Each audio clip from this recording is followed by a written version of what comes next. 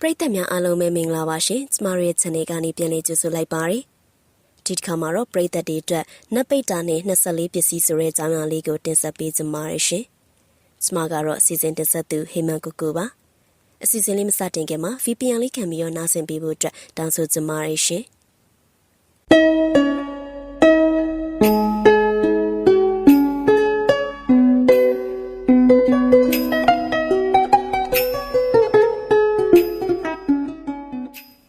ရိုးသားစူးစမ်းစွာနဲ့တာဝန်ဝတ္တရားတွေကိုကြေပွန်စွာထမ်းဆောင်ခဲ့ခြင်းကြောင့်ပင်ထမသည်ဦးဝင်းအောင်အထွေထွေမန်နေဂျာအဆင့်သို့တိုးမြင့်ခန့်အပ်ခြင်းခံရသည်ကော်ပိုရေးရှင်းတစ်ခု၏အထွေထွေမန်နေဂျာရာထူးအဆင့်သည်အင်မတန်တာဝန်ကြီးလာသည်လုပ်ပိုင်ခွင့်လည်းများသည်တာမန်အရေးချင်းရှိုံများနှင့်ခန့်အပ်ပေးခြင်းမရှိ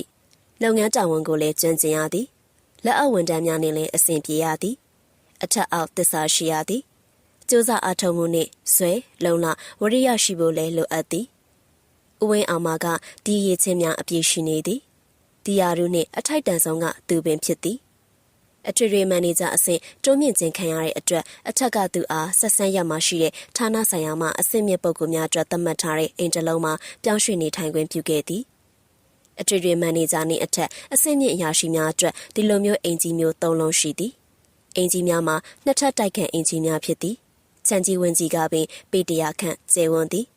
ကာလမာကြီးနဲ့ကလျက်ရှိတဲ့ဖြင့်ဝင်းချံကြီးများရှိမှအရေးရတဲ့ကုတ်ကိုပင်ကြီးများစီတန်းပြီးတော့ပေါရောက်နေသည်။နှွေအခါကုတ်ကိုရေကြောင်အေးမြလာသဖြင့်စေနာရှင်အချွတ်လူရန်ထားသောတောက်ရည်အိုးစင်တွေခုံတန်းလျားများမှနားခုံရင်းနှင့်ရေအေးအေးလေးတစ်ခွက်နှစ်ခွက်တောက်သုံးကြသည်။ဦးဝင်းအောင်တို့မိသားစုနေကောင်းရတာရွေးပြီးအိမ်ပြောင်းလာခဲ့ကြသည်။မိသားစုကတော့လူများများဆဆမရှိ။ဦးဝင်းအောင်နှင့်စနီဒေါခင်မမ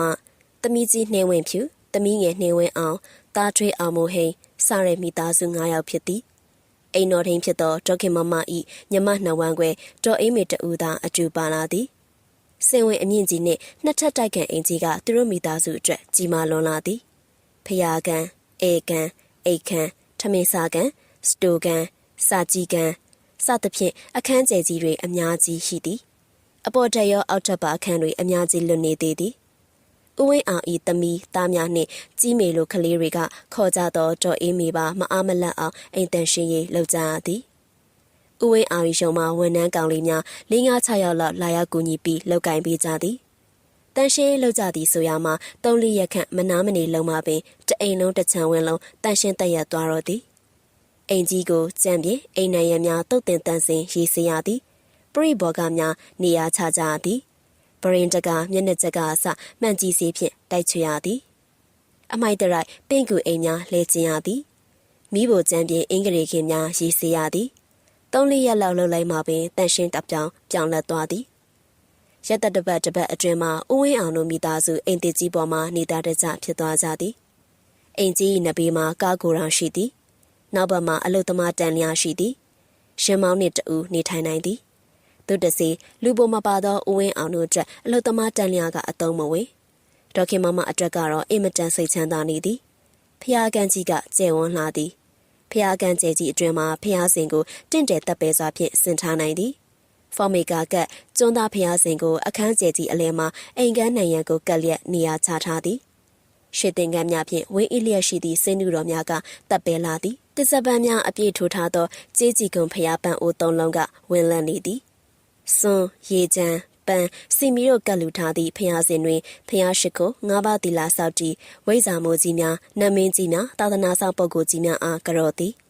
ဟေတုပစ္စယောမှစတင်၍အာဝိကတပစ္စယောတိ24ပစ္စည်းတစ်ခပတိတစ်လုံးချလျက်108လုံးပတိတစ်ပတ်စိတ်သည်ပြီးရနောက်4ရက်4မျက်နှာ8ရက်8မျက်နှာ10ရက်10မျက်နှာတတဝအနန္တနှင့်ထွက်ရက်ပေါက်တဲ့ဝိဇာကြီးများနတ်မင်းကြီးများရမမင်းပါမကျန်မြစ်တာဖို့အမြဝေသည်ဒေါခင်မမနေ့စဉ်နေ့ရက်တိုင်းမနက်တိုင်းမပြတ်မကွက်ပြုလုပ်ခဲ့သည်မှာနှစ်များစွာကြာလာခဲ့ပြီယခုဒီအိမ်ကြီးတို့ပြောင်းလာခဲ့သည်မှာ9ရက်ရှိပြီဖြစ်သည်အိမ်ကြီးသည်လည်းတန်ရှင်းတက်ရသွားပြီခြံဝင်းတစ်ခုလုံးသည်လည်းခြုံတဲ့ပိတ်ပေါင်းများခုတ်ထွင်ရှင်းလင်းတန်ရှင်းလျက်ရှိနေသည်စိတ်နှလုံးချမ်းမြေဝဲဖြစ်သည်ဒီနေ့မနက်တွင်ဒေါခင်မမကဖျားစင်တွင်စွန်းတော်ရှိတော်များကတ်လူပူဇော်သည်ဖျားပန်းများလည်းအစ်စ်လေးလဲကတ်လူသည်အလင်းတိုင်အမွှေးတိုင်များလေးထွန်းဖျားကန်အတွင်းမှလျှက်စစ်မီရောင်များကိုလည်းအလင်းတိုင်ရောင်များဖြင့်ထိန်လင်းနေသည်အရှိဘတ်သို့မျက်နာပြုလျက်စောက်ထားသောအိမ်ဖြစ်တဲ့ဖြင့်ပရင်းတကားပေါင်းမှလှမ်းကြည့်လိုက်သည့်အခါမှာ ထွက်ပြူစနေဝန်းကိုလည်းတွေ့ရသည်ကုတ်ကိုပင်အကိုင်းခတ်များကြမှာနေအလင်းတန်းများဖျားကန်အထိတိုးဝင်ကဖြာကြနေသည်ဒေါခင်မမသည်နေစာတူဝပြုလုပ်နေကြဝတ်အတိုင်းကြည်နူးချမ်းမြေစွာဖျားစဉ်ရှိတယောက်ထိုင်ဖြာကလေးတင်ဖြာလေးပေါ်မှာပစစ်တုပ်လျက်ရတနာသုံးပါးကိုရှ िख ိုဥချသည်ဟေတုပစ္စည်းရောမှစ၍24ပစ္စည်းပရိစိတ်နေစဉ်အမှတ်မထင်ပင်ဒေါခင်မမကမျက်စိအစုံကိုဖွင့်ကြည့်လိုက်မိသည်တစုံတစ်ခုကစိတ်စောသောကြောင့်လေးဖြစ်မိထင်သည်ပတင်းတကားမှလှမ်း၍မြင်ရသည့်ကုတ်ကိုပင်ကိုမျက်စိအကြည့်ကရောက်သွားသည်ကုတ်ကိုပင်ကိုင်းတွတ်တစ်ခုပေါ်မှာနီနီရဲရဲအရာဝတ္ထုလေးတစ်ခုကိုတွေ့လိုက်ရလေသည်လက်ကမူ24ပစ္စည်းမှတဟဇာတပစ္စယောပရိဘတ်ကိုစိတ်နေစေဒေါခင်မမအာယုံတွင်လွင်သွားသည်ကုတ်ကိုကိုင်းပေါ်မှာနီနီရဲရဲအရာကိုတစ်တိချာချာကြည့်၍ပုံမှန်တံထင်ထင်ရှားရှားမြင်လိုက်ရသည့်အခါရင်တွဲမှနှလုံးကဒိန်ကနေခုန်သွားသည်ပရိစိတ်ပင်ရက်ဆိုင်သွားလို့မတက်ဖြစ်သွားသည်သို့ပင်ဖြစ်စေကမူပရိစိတ်ကိုမပြတ်စေရအောင်အာယုံကိုစူးစီးလျက်စိတ်ကိုတည်ငြိမ်အောင်ထိန်းသိမ်းရင်းအညမညပစ္စယောကိုဆက်လက်စိတ်သည်ကုတ်ကိုခိုင်းပေါ်မှာနီနီရဲရဲအရာဝတ္ထုလေးသည်တပေတတခန္ဓာရှိတဲ့လူသေးသေးလေးတူဖြစ်သည်ခေါင်းပေါ်မှာကတော့ပုံတံအုတ်ထုပ်နီနီတစ်လုံးကိုစောင်းထားသည်ပစိုးနီနီကိုခေါင်းကြိုက်ထားသည်အင်းကြီးတော်ဝတ်ထားတာမတွေ့ရလူနီကလေးအုတ်ထုပ်နီနီပစိုးနီနီကြနီနီရဲရဲကလေးမြင်ရခြင်းဖြစ်သည်ကုတ်ကိုခိုင်းပေါ်မှာခုံဆွလုံနေသည်တစုံတရာကိုမကြည့်နိုင်၍ဒေါသတကြီးဖြစ်နေပုံပင်နက်လိုလူနီကလေးဒေါသဖြစ်နေသည်ကိုမှန်ဆနားလည်နိုင်သည်ပျော်ရွှင်စွာကခုန်နေပုံမျိုးနှင့်လုံးဝမတူကိုလက်ဟန်ကိုကြည့်၍ဒေါသတွေထွက်နေသည်ကိုပုံဖော်၍ရသည်ဒေါခင်မမသည်စိတ်အာရုံကိုစူးစီးလျက်မျက်လုံးကိုပြန်မိတ်ကပရိပတ်ပြေအောင်ဆက်လက်စိတ်သည်ပရိပတ်ပြေ၍မြစ်တာဖို့အမျှဝေသည်ကကုတ်ကုတ်ပင်ကိုလှမ်းကြည့်လိုက်သည်လူနီကလေးမရှိတော့ဒေါခင်မမတပ်ပြင်းကိုဟင်းကနေချ၍ဖျားကမှပြန်ထွက်လာခဲ့သည်ခင်မွန်းတဲ့ဥဝင်းအောင်ကိုတော့ပြောပြရအောင်မည်ဟုတွေးတောမိသည်အိမ်သားများနနက်စာစားကြဖို့အတွက်ထမင်းစာကန်တွင်ဆုံမိကြသည်ကဒေါခင်မမမနက်ကအတွေ့အကြုံကိုပြောပြဖို့အတွက်မေးသွားသည်ဥဝင်းအောင်အလုံနာရဲ့တနင်္ဂနွေနေ့လယ်တနာရီခွဲခန့်အချိန်အိမ်သားများနေ့လယ်စာစားပြီးနနနေနေရှိနေကြသည်မြမရုပ်မြင်တန်ကြားစီစဉ်မှထုတ်လွှင့်သည့်မြမဗီဒီယိုဇာတ်လမ်းကိုတမီများနှင့်အတူဒေါခင်မမကြည့်ရှုနေသည်ဦးဝင်းအောင်ကအိမ်ကန်းကျွတ်မှအိမ်နေသည်ထို့အခိုက်အိမ်ရှိလမ်းပေါ်မှဝုံထိုင်ချလွန်ခွန်းကနေမြည်နေအောင်ပြင်းထန်ကျလောင်သောအတန်များကြားလိုက်ရသည်ကြွေကနေကာဘရိတ်နေတဲ့ကြောက်လန့်တကြားအတန်များဆူညံသွားသည်အိမ်ရှိကိုထွက်ကြည့်လိုက်တော့မော်တော်ယာဉ်နှစ်စင်းခေါင်းချင်းဆိုင်တိုက်မိသွားသည်မျက်နှာချင်းဆိုင်တိုက်မိခြင်းဖြစ်၍ယာဉ်နှစ်စင်းစလုံးတော်တော်များများပျက်စီးသွားသည်မော်တော်ယာဉ်ပေါ်ပန်းလာသူများဒဏ်ရာများနှင့်မှစိတ်ယုံသို့ဝိုင်းဝန်းပို့ဆောင်ကြရသည်အနိဋ္ဌာယုံမြင်ကွင်းကိုမကြည့်လို့၍ဒေါခင်မမအိမ်တွင်သို့လှည့်ဝင်မှအိမ်ရှိကုတ်ကိုပင်မော်သို့အမှန်မတင်ကြည့်လိုက်မိသောခဏဒေါခင်မမဟိုက်ခနဲ့အာမေဒိတ်တန်ထွက်ပေါ်လာသည်မေဘာဖြစ်လို့လဲနှင်းဝင်းဖြူကလှမ်းမေးလိုက်သည်ရုတ်တရက်ဒေါခင်မမပြန်ပြီးတော့မဖြေလိုက်နိုင်ကုတ်ကိုပင်မော်တို့သာလက်ညှိုးထုတ်ပြနိုင်သည်မေဘာပြတာလဲကုတ်ကိုပင်မော်မှာဘာရှိလို့လဲဘာမှလည်းသမီးမတွေ့ပါလားဟိုပမာလေးကုတ်ကိုကိုင်းတုတ်ကြီးပေါ်မှာမတွေ့ဘူးလားဒေါခင်မမကကုတ်ကိုကိုင်းပေါ်မှာခုံပေါပျော်ရွှင်စွာရှိမောနေသည့်လူနီကလေးကိုလက်ညှိုးထုတ်ပြသည်လူနီကလေးကအတော်မတတ်နိုင်အောင်ရှိမောပျော်ရွှင်နေသည်ရွှင်မြူးနေသည်မော်တော်ယာဉ်နှစ်စင်းခေါင်းချင်းဆိုင်တိုက်ထားသောလမ်းပေါ်အားမြင်ကွင်းအားဝမ်းမြောက်ဝမ်းသာကြည့်ရှုလျက်အားရကျေနပ်စွာရှိမောခုံပေါနေသည်ဘာမှလည်းမတွေ့ပါလားမမေဘာတွေ့လို့လဲဒေါခင်မမသဘောပေါက်သွားပြီလူနီကလေးကိုသူမလွယ်၍တခြားသူတွေမမြင်ကြရအကျိုးအကြောင်းရှင်းလင်းပြပြမနေတော့ပဲဘာမှမဟုတ်ပါဘူးတမီရဲ့ကုတ်ကိုပင်ပေါ်မှာအကောင့်တစ်ကောင်ကောင်များမြင်လိုက်မိသလားလို့အိမ်တွင်းသို့ဝင်ပြီးနှလုံးတုံရှင်ကုန်ဖြစ်နေသောဒေါ်မမတံမယာ၏အေးတစ်ခွက်တောက်လိုက်ပြီးတဲ့နောက်ရင်တိုက်သည့်ကိစ္စတအိမ်လုံးမိမိပြပြဖြစ်သွားသည်ဦးဝင်းအောင်တို့ဌာနကအယောင်းဆိုင်များမြို့ကြီးများတွင်ခွဲ၍ဖွင့်ထားသည်အထွေထွေမန်နေဂျာကအခအားလျော်စွာနယ်လဲစစ်ဆေးရသည့်ဖြစ်ရာမန္တလေးမော်လမြိုင်မကွေးမြစ်ကြီးနားစသည့်မြို့များသို့၎င်းလာရှိုတောင်ကြီးပြင်ဦးလွင်မူဆယ်စသောမြို့များသို့၎င်းတွားရောက်ရသည်9ရက်မှရက်သက်တစ်ပတ်ခန့်ကြာမြင့်သည့်အထိခရီးထွက်ရတတ်သည်ယခုဦးဝင်းအောင်မန်းလေးသို့တွားရောက်နေရသည်စနေနေ့နေ့လယ်ခင်းကတော့ပူလောင်နေ့လယ်စာစားတော့ပြီးတဲ့နောက်တအိမ်သားလုံးအနားယူနေကြစေအိမ်ရှိကတ်တရားလမ်းပေါ်မှာဝုန်းကနေထိုင်ကနေဂျိန်းကနေအတန်များကြားလိုက်ရသည်ကြွေကနေဘရိန်နေတဲ့အောက်မလေးတော့သိပါပြီစားရဲကြောက်လန့်တကြားငဲတမ်းမအောင်အော်လိုက်တမ်းများထွက်ပေါ်လာသည်ကားတိုက်ပြန်ပြီးထနေမေနှင်းဝင်းအောင်၏အတန်ကြားလိုက်ရသည် ဟုတ်တယ်အင်းရှိမှာကားချင်းတိုက်တာဟေးကုန်ကားကြီးနဲ့လိုင်းကားတိုက်တာကြီးမေကဝရဏနာရင်အဝက်လှမ်းနေရမှလမ်းပေါ်သို့ကြည့်ရင်လှမ်းပြောသည်ဒခင်မမကဒရင်ဘတ်ပေါ်တွင်လှဲနေရကထသွားပြီးဝရန်ကြမှလှမ်းကြည့်လိုက်သည်ကုန်တင်ကားကြီးတစ်စီးနှင့်ခရီးသည်တင်လိုင်းကားကြီးတစ်စီးညှိသွားခြင်းဖြစ်သည်မော်တော်ယာဉ်နှစ်စင်းစလုံးဘေးတစ်ချမ်းလုံးစီဆုတ်ပြတ်သွားသည်လိုင်းကားပေါ်မှာခရီးသည်2ဦး3ဦးတန်ရာတော်တော်များများရသွားသည်လိုင်းကားပရင်မောင်ပေါ်မှာလက်တင်ပြီးလိုက်ပါလာသည့်ခရီးသည်2ဦးလက်ဝဲလက်မောင်းကျိုးသွားသည်ရှင်တဲ့ရဲများရက်ကွက်တောင်ဝင်ရှိတဲ့သူများပါစစ်စစ်ကြည့်ရှုနေကြသည်ပွဲကြီးပြိတ္တများကလည်းအုပ်အုပ်ကြက်ကြက်အတံပလန်တွေကဒေါခင်မမတို့အိမ်အထိပင်ရောက်ရှိကြသည့်နေရာသဖြင့်အခြေအနေကိုသိရှိနေရခြင်းဖြစ်သည်ဒေါခင်မမကစိတ်တွင်းမှတစုံတရာကိုတတိယသဖြင့်ကိုကိုပင်ထက်သို့လှမ်းကြည့်လိုက်ပြီးတော့မျောလင့်ထားသည့်အတိုင်းလူနီကလေးကကိုကိုကိုင်းပေါ်တွင်ခုံပေါက်ရှိမောနေသည်သူ့ကိုယ်သူရှင်ဘတ်ကိုပုတ်ပြလိုက်ရင်နှစီတိုက်နေသောမြင်ကွင်းအားလက်ညှိုးထုတ်ပြလိုက်နှင့်ဖေးကြံနာဗျဖေးကြံနာပြောနေတရားမြင်တွေ့နေရသည်တတိုက်ဆိုင်ဆိုင်မတော်တဆဖြစ်တာလားလူနီကလေးကပင်ဒီလိုရင်တိုက်မှုမျိုးဖြစ်အောင်ဖန်တီးရလားဒေါခင်မမဆုံးဖြတ်ခြင်းမပြုနိုင်မတင်မကြမသေးမကြဝေခွဲမရနိုင်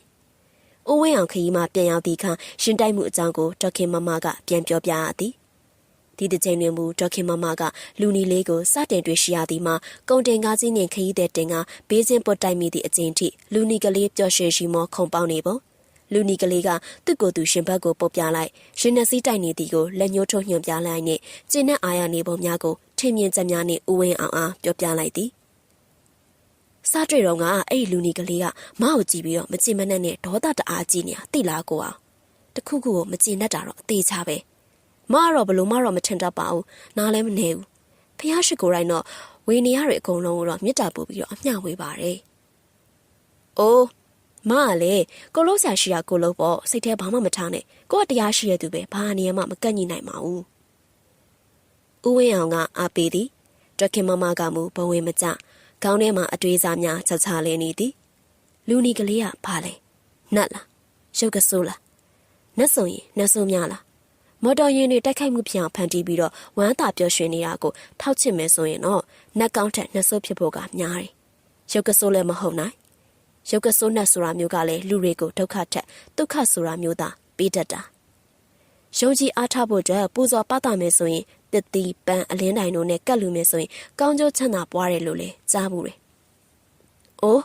ဘာပဲဖြစ်ဖြစ်ရဲနာသုံးပါးသည်သာအားခါရအားကိုရအကိုကြီးဦးဝင်းအောင်ပြောသလိုပဲကို့လို့ကိုလို့တာအကောင်းဆုံးပဲလို့နှလုံးပိုက်လိုက်သည်။ဒီနေ့မှာတော့ဦးဝင်းအောင်နဲ့အတူဆွေမျိုးတူရဲ့အိမ်သို့တွားရကနေပြန်လာသည်။အစည်းဖင်နောက်စလွန်ကားလေးကိုဦးဝင်းအောင်ကကိုယ်တိုင်မောင်းလာသည်။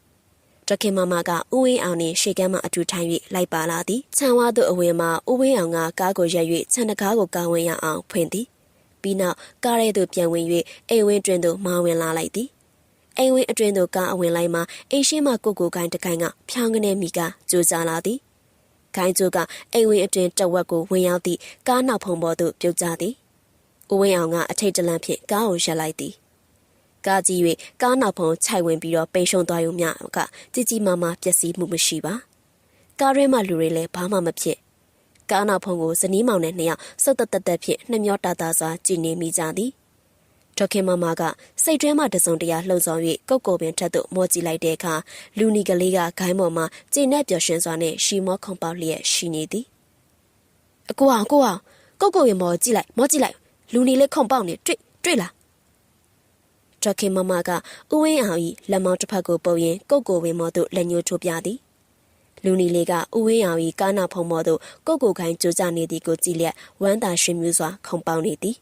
အတန်များထွက်လျင်လူနီလေးဤတဟားဟားရှိမောတန်ကိုကြက်ကြက်လောင်လောင်ကြားရမည်လားမဆိုနိုင်မဘာတွေ့လို့လဲအကိုဘာမှမတွေ့ပါလားမပြောတော့လူနီကလေးဆိုဥဝင်းအောင်ကပဟေးဒီတစ်ခုနဲ့ကြောင်ဖြစ်နေသည်အကိုမတွေ့နိုင်ပါဘူးလေမတယောက်တည်းတွေ့ရတာဖြစ်မှာလူနီလေးကိုမြင်ရတာမတယောက်တည်းမတို့ကပျက်စီးသွားတာကိုကြည့်ပြီးတော့လူနီလေးကကျင်းနဲ့အားရနေမတို့တော့ဒုက္ခပဲထင်ပါရဲ့ကိုရဲ့ဒေါခင်မမရဲ့ညှဉ်းညူလိုက်သည်ကားကိုတော့ဘော်ဒီဆိုင်ပို့၍ပြင်ဆင်ရအောင်မည်ဖြစ်သည်စေးပြန်မှုတ်ရအောင်မည်မကုန်ဘူးဆိုရင်တော့မှ3000လောက်ကုန်ကြလိမ့်မည်ဒေါခင်မမတက်ပြင်းမော့တစ်ချက်ကိုသာဟင်းငနဲ့ချလိုက်နိုင်တော့သည်ဟောဗျ တီဗီကဘာဖြစ်သွားတာလဲကြည့်နေရအာမိုးဟိန်ကအင်းရှိအေကန်မှာ VCD ကြည့်နေရကနေလှမ်းអော်သည်မိပြတ်တာလည်းမဟုတ်ပဲနဲ့တီဗီကရုပ်တံမလာတော့စိတ်ပြက်လက်ပြက်တောင်ကလိမြောက်ကလိလှုပ်လဲမလာတော့ပြက်ပြီးထင်တာပဲဗျာမမေရေတီဗီကလေရုပ်တံမလာတော့ဘူးမျိုးတင်တို့စီကျွန်တော်ယူသွားပြီးတော့ပြအောင်မယ်နော်အာမိုဟိန်ကဒေါခင်မမအားခွင့်တောင်းပြီးသူ့တငယ်ချင်းမျိုးတင်တို့ဖွင့်ထားသည့်လျှက်စစ်ပစ္စည်းရောင်းဝယ်ပြုပြင်ရေးဆိုင်သို့ထွက်သွားသည်တီဗီကစာကစ်လောင်းသွားသည်ပစ္စည်းဝယ်ထည့်ရသည်9000လောက်ကုန်သည်နောက်တစ်ပတ်အကြာမှာနှင်းဝင်းဖြူ၏ကွန်ပျူတာဗိုင်းရပ်စ်ဝင်သည်ဟုဆိုသည်မမိုရီပျောက်သွား၍ပြင်ဆိုင်သို့ပို့ရသည်တောင်ကနန့်ကျော်လငွေကုန်သွားပြန်သည်ဒီအိမ်တို့ပြောင်းလာပြီး3-4လအတွင်းငွေသိန်းနှင့်ချီ၍ကုန်သွားတော့တာတော့အမှတ်တရပဲစက်ပစ္စည်းများတစ်လထဲမှာလင်းရချိန်မကတော့ပြက်လိုက်ပြန်လိုက်ထက်ပြက်လိုက်ပြန်လိုက်နှင့်ပြက်စင်ပြင်ခနာတန်တရားမှာလဲနေတော့အိမ်ရစီးပွားရေးအတော်လေးထိခိုက်သွားသည်အိမ်အသုံးစရိတ်ပင်ပုံမှန်လဲပတ်နိုင်ခြင်းမရှိတော့ဦးဝင်းအောင်ပင်ရုံစုံမှချင်းငွေထုတ်ယူရသည်ဒေါခင်မမပင်လက်ဝတ်လက်စားချုပ်ငွေဖြစ်အောင်ရှောင်းထုတ်လိုက်ရသည်အိမ်ရှိလမ်းပေါ်မှာရှင်တိုက်မှုကလည်းရက်သက်တစ်ပတ်ကိုတစ်ချိန်လောက်ဖြစ်ပွားသည်ရှင်တိုက်မှုဖြစ်ပြီးဟေဆိုတာနဲ့လူနီကလေးကိုကိုခိုင်ပေါ်မှာခုံပေါက်ပြီးပျော်ရွှင်စွာရီမောနေသည်ကိုဒေါခင်မမတွေ့မြင်ရစမြဲရှင်တိုက်မှုဖြစ်ပေါ်အောင်လူနီကလေးဖန်တီးခြင်းသာဖြစ်ကြောင်းဦးဝင်းအောင်တို့တအိမ်သားလုံးသိရှိနားလဲသွားကြပြီအိမ်ရှိစက်ပစ္စည်းများမကြခဏပြည့်၍ပြင်ရခြင်းအိမ်စီးပွားချွတ်ချုံကြသွားခြင်းဒီများလဲလူနီလေး၏လက်ချက်ဖြစ်ကြောင်းထင်ရှားလာသည်မယေတို့တခုခုများမှားနေသလားကွယ်မင်းလည်းနေ့စဉ်ဝင်းမပြက်ဖះတရားလုံနေရဒုံမိသားစုတစ်ခါမှအခုလိုမဖြစ်ခဲ့ကြဘူးအကိုအထင်တော့အိမ်ကခိုက်နေရများလားဦးဝင်းအောင်ကဒေါခင်မမကိုသူ့ရဲ့ထင်မြင်ချက်အားပြောပြခဲ့သည်မလည်းမထင်တတ်တော့ပါဘူးကိုအောင်ရဲ့တခုခုတော့တခုခုပဲလုံမထင်တယ်လူနီလေးနှောက်ရှက်တာအသေးချပဲရှင်တိုက်မှုဖြစ်ပြီးဆိုတာနဲ့လူနီလေးကိုတွေ့ရတယ်အပြတ်မောက်မှန်သမျှသူလုံနေရအင်အားဆက်ပစ္စည်းတွေဆိုလဲဘယ်တော့မှပြတ်ဖူးတာမဟုတ်အခုဒီကိုရောက်မှပြတ်လိုက်တာကားနောက်ဖုံပေါ်တော်မှာကိုခိုင်ရကျိုးကြလိုက်သေးတယ်တနေ့လောက်တော့ဒညဝရီကျောင်းသွားပြီးတော့ဆရာတော်ကြီးကိုရှောက်ကြည့်ကြအောင်လားဒေါခင်မမကပြန်ပြောသည်ကောင်းသားပဲတနင်္ဂနွေနေ့မနေ့ကျရင်သွားကြတာပေါ့ကျောင်းမရောက်တာလဲကြားပြီးစွန့်ကြိုင်လဲပို့ရအောင်ပေါ့ကလေးတွေလည်းအားလုံးခေါ်သွားကြမယ်လေတနင်္ဂနွေနေ့မနေ့နေစွန်ကပ်ဖို့အတွက်ဦးဝင်းအောင်တို့မိသားစုဒညဝရီကျောင်းတိုက်သို့သွားရောက်ကြသည်ဆရာတော်ဖရာကြီးအားစွန့်ကြိုင်နှင့်လှူဝဲပစ္စည်းများကိုစက္ကပ်သည်တန်ဃာတော်များစွန့်ဖုံးပေးပြီးတဲ့နောက်ဆရာတော်ကြီးအားဒေါခင်မမကလွန်ခဲ့သော၄လကနေစ၍အခုချိန်ကာလထိတိုင်အောင်တွေ့ရကြုံရသောအကြောင်းအရာများကိုရှောက်ထားသည်အိမ်ပြောင်းလာကစားမှာဖရာရှိခိုးပြီး24ပစ္စည်းပရိစိတ်စိန်လူနီလေးအားတွေ့မြင်ရပုံလူနီလေးဒေါသထွက်၍မစီမနှက်ခုန်ပေါက်နေပုံနောက်ရက်များမှာအိမ်ရှိလမ်းမပေါ်တွင်ရတိုက်မှုများ3-4ရက်တစ်ချိန်လောက်ဖြစ်ပွားပြီးမော်တော်ယာဉ်များပျက်စီးခရီးသည်များတန်ရာအနာတရားဖြစ်ရပုံအိမ်ရှိစက်ပစ္စည်းများမကြခဏပြည့်၍ပြင်ရနှင့်ငွေကုန်ကြေးကြကများပုံစီးပွားရေးထိခိုက်လာသည့်ကအထိခန်းစားတွေ့ကြုံခဲ့ရသည့်များကိုဆရာတော်အားခရီးစစ်တွင်ကြပြောကြားလျက်ရှောက်ထားလိုက်သည်တပည့်တော်မကတော့စိတ်ထဲမှာတစ်ထစ်ချယုံကြည်တာကအဲ့ဒီနက်လိုလူနီလေးကတပည့်တော်မ24ပစ္စည်းပရိစိတ်နေတော့တွေ့ရတာဖြစ်ပြီးတော့ဒေါသတွေထွက်မကျေနပ်တဲ့ပုံပဲအဲ့ရနေစပြီးတော့မော်တော်ယာဉ်နဲ့အိမ်ရှိမှာမကြတိုက်လူတွေထင်ရဒါကိုလူနီလေးကတော်တော်ကျေနပ်နေတဲ့ပုံတည်းမြင်ရတယ်ဖေဟာအဲ့ဒီအကြောင်းအရာတွေအရှင်ဖျားသိအောင်ရှောက်ထားတာပါဖေ။တပည့်တော်မတို့ဘာလို့တင်နေဆိုတာလဲမိမအောင်ဖေ။ဆရာတော်ကတခင်မမရှောက်ထားသည်များကိုနားထောင်လျက်ခေါင်းကိုညှိခါဖြင့်အဖြေပေးသည်။တစုံတရာကိုစူးစိုက်အာရုံပြုလျက်မေ့ခြင်းဖြစ်သည်။တက္ကမကြီးတို့ကြုံတွေ့ရတာကိုဘုန်းကြီးပြောရရင်တက္ကမကြီးတို့သူတို့နေရာကိုရှောက်သွားတယ်။သူတို့နေရဲ့နေရာမှာတက္ကမကြီးကဖျားရှိခိုးရင်24ပစ္စည်းကိုပရိစိတ်တယ်။သူတို့မခံနိုင်ကြဘူးလေ။ဝေးရကိုပြေးရရှောင်ရတယ်။သူ့နေရာဖယ်ပြီးရတော့စိတ်ဆိုးပြီးရန်ညှိုးဖွဲ့တော့တာပေါ့။ပြီးတော့အခွင့်သားတယ်လို့အနှောက်ယှက်ပေးရပဲတက္ကမကြီး။သူတို့ကဘာလဲဖေ။ဘုံမဆိုးရုပ်ကဆိုးလားတဆေးလားပိတ်တာလားမော်တော်ယာဉ်တွေပြတ်အောင်တိုက်အောင်စက်ပစ္စည်းတွေပြတ်အောင်လုပ်နိုင်တယ်။ရှင်းပြပါအောင်လားဖေ။ဒေါခင်မမကဖုံဖျားအားမေးကြည့်သည်။အဲ့ဒီကိစ္စကတော့ဟိုးစာအုပ်ဗီဒီယိုထဲမှာရှိရဲ့ကြည်ကန်ရှင်ကြီးဆိုရဲပြုစုခဲ့တဲ့ဆွဲဆောင်ကြော်ထင်ကျန်းဆိုတာရှိတယ်။အဲ့မှာဖော်ပြထားတယ်။ကောက်နှုတ်ပြီးတော့ပြောပြရမယ်ဆိုရင်သူတို့ကလူဘဝတုန်းကခိုးဝက်လူရတပ်ဖြတ်နှိပ်စက်ပြီးတော့ဥစ္စာပစ္စည်းရလာတယ်။ရလာတဲ့ပစ္စည်းနဲ့စွန့်ကြဲပေးကမ်းဒါနပြုတယ်။၅ပါးသောနှိပ်စသီလမှာ၃ပါးဒါမှမဟုတ်၄ပါးကိုကောင်းကောင်းမွန်မွန်စောင့်တည်တယ်။တစ်ပါးဒါမှမဟုတ်နှစ်ပါးကိုတော့လုံကျူးပြုလုပ်တယ်။နှောက်ကရဲနာ၃ပါးကိုစီကပ်ပြီးကာယကံဝစီကံနဲ့မယုံမသိပြုလုပ်တယ်။ ကုသိုလ်အကုသိုလ်နှစ်ပါးရောရှက်တဲ့အတွက်မိတ္တကကံမြည်တယ်။အဲ့ဒီကံအကျိုးပေးတဲ့အခါမှာအကုသိုလ်ကံရှေ့ဆောင်အကျိုးပေးမယ်ဆိုရင်အပယ်ပုံမှာပါဝင်တဲ့အတုရကဲပိတ်တာဖြစ်တယ်။ကုသိုလ်ကံကရှေ့ဆောင်အကျိုးပေးတဲ့အခါမှာနတ်မျိုးမှာအကျုံးဝင်တဲ့ဝေမာနိကပိတ်တာဖြစ်တယ်။နတ်ပိတ်တာကချမ်းသာကိုစံတဲ့အခါမှာတကိုးရှိတယ်။မြို့ရွာမြေကြီးကျင်းထဲမှာတုတ်တန်ဇရက်တစ်ပင်ရင်တောအုပ်တောင်ကြီးတို့မှာနေကြတယ်လို့အချင်းချုပ်မှတ်ထားပြီးတော့ဆရာတော်ကအိုးဝင်းအောင်တို့အားရှင်းလင်းမိကြသည်ဒါဖြင့်ရင်တပည့်တော်မတို့ဘာလို့ရပါမလဲဖျားအခုတပည့်တော်တို့အိမ်သာပြောင်းလာကြတာအိမ်တက်ပရိတ်ရုပ်ဖို့အတွက်ကကြတော့တန်ဃာတော်တွေတော့မပိတ်ဖိတ်ကြရသေးဘူးဖျားအိမ်တက်မင်္ဂလာဆုံးကပ်ပြီးတော့ပရိတ်တရားတော်ချီးမြှင့်ပေးဖို့အတွက်အရှင်ဖျားပဲစီစဉ်ပေးပါဖျားဦးဝင်းအောင်ကဆရာတော်အားရှောက်ထတောင်းပန်သည်ဆရာတော်ကလည်းဦးဝင်းအောင်ရှုံပေးရဲ့တနင်္ဂနွေနေ့ကိုသတ်မှတ်၍အနေရကင်းတန်ဃာတော်10ပါးဆုံးကပ်လူပြီးပရိတ်တရားချီးမြှင့်ပေးဖို့အတွက်စီစဉ်ပေးသည်ဦးဝင်းအောင်တို့အိမ်မှာအနေရကင်းပရိတ်ရွတ်သည်ရှုံးမမိတ်ဆွေတင်ငါဟာများလှုပ်ဖော်ကိုင်ပတ်များလာကြသည်လူရင်းတွေကြီးသားဖိတ်ကြားခြင်းဖြစ်စေကမူဧက20အစိတ်တော်ရှိနေသည်အနေရကင်းပရိတ်ကိုဒညဝရီကျောင်းတိုက်ဆရာတော်ကြီးအမှုပြုသောတန်ဃာတော်တို့ကရွတ်ဆိုချီးမြှင့်ပြီးတဲ့နောက်လှူဝဲပစ္စည်းအဆူဆူတို့နှင့်ပြုခဲ့သည်များသောကုသိုလ်အတွက်ရှေ့ဆက်ချအမျှဝေသည်ဆရာတော်ဤမိန်ကြားချက်အရမြင်အပ်မမြင်အပ်သောပုဂ္ဂိုလ်များအိမ်ပရဝုံအတွင်မှီတင်းနေထိုင်ကြကုန်သောဝေနေယတတဝါများအားလုံးတို့ရည်စုလျက်အမျှပေးဝေသည်အမျှဝေတန်ရဲ့အဆုံးမှာတော့စပယ်လိုလိုနှင်းစီလိုလိုဒေါနာလိုလိုမွှေးမွှေးအီအီရှနံတမျိုးတအိမ်လုံးမှာတင်ပြန်သွားသည်ပန်းဥယျာဉ်တစ်ခုကိုလေပြေကဖြတ်တန်းတိုက်ခတ်သွားလိုက်သည်နေပင်တာဓုသုံးချိန်ခေါ်တန်များတွင်အပရိတ်တန်ဤဦးကောင်ထက်အိမ်မျက်နှာချက်စီမှခတ်အောတာဓုခေါ်တန်ရှောနှောပါဝင်နေသည်ဦးဝင်းအောင်နှင့်အချို့မိတ်ဆွေ၄-၅ဦးကတည်တည်ချာချာသတိထားမိကြလေသည်ရှင်နေမှစာ၍ဒေါခင်မမတို့အိမ်ရှိတွင်နောက်တစ်ချိန်မှရှင်တိုက်မှုဖြစ်ပွားခြင်းမရှိတော့အိမ်ရှိဆက်ပစ္စည်းများလည်းပြက်ချင်းပြင်ဆင်ရခြင်းမရှိတော့ဘဲတအိမ်လုံးစိတ်အေးချမ်းသာဖြစ်ကြရသည်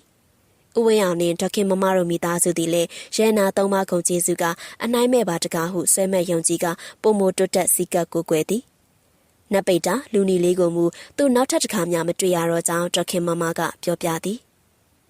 အခုဖတ်ပြသွားသည်မှာရခင်ကုန်သွယ်ရေးဌာနမှအထွေထွေမန်နေဂျာဦးဝင်းအောင်အငြိမ်းစားပြောပြခဲ့သောဖြစ်ရမှန်ကိုခန်းစားရေးသားတာဖြစ်ပါတယ်